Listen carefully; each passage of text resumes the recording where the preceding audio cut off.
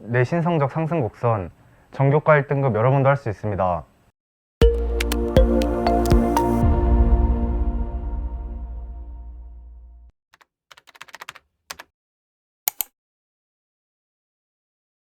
저는 의정부 광동고등학교를 졸업한 이재윤입니다. 국민대학교 경영학과, 한국외국어대학교 경영학과, 서울시립대학교 경영학과에 합격했고 최종적으로는 서울시립대학교 경영학과에 진학할 예정입니다. 둘 다 너무 비슷비슷한 학교여가지고 선택하는데 너무 어려웠습니다. 한국외국어대학교 같은 경우에는 이중전공을 통해서 언어 과목을 배울 수 있다는 점이 큰 장점이었습니다.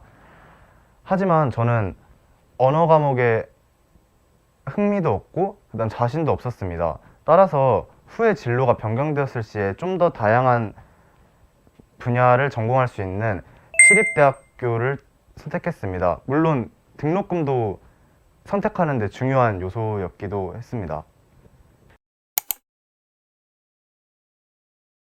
2학년 때 1학년 때와 비교해가지고 조금 더 열심히 공부를 했음에도 성적이 눈에 띄게 상승한 적이 있었습니다.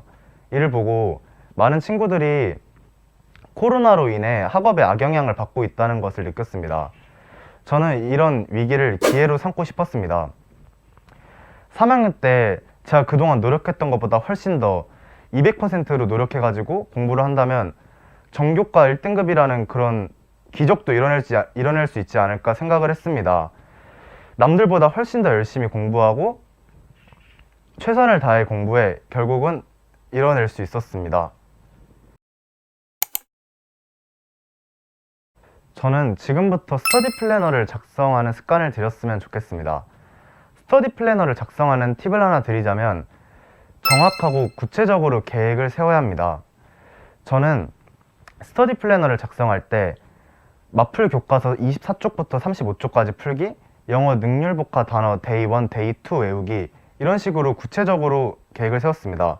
그러자 낭비되는 시간이 없어졌고 제가 어떤 과목이 부족했는지에 대해서도 항상 점검할 수 있었습니다. 저는 영어가 제일 어려웠습니다. 영어 어휘가 부족하다는 걸 알면서도 항상 등한시했는데 2학년 때 저보다 항상 성적이 낮았던 친구한테 영어 점수가 진 적이 있었습니다. 이때 제 자존심이 상했고 그 친구를 이기기 위해서 영어 어휘를 이를 갈고 열심히 공부했습니다. 하루에 120개에서 200개 가까이를 새로 외우고 그 전날에 했던 거를 다시 복습하고 저번 주에 했던 거를 복습하면서 어휘 공부하는 데만 많은 시간을 썼습니다. 그러자 다음 시험에서는 기적같이 100점을 맞고 그 뒤로부터 영어 실력이 향상된 채로 유지됐습니다.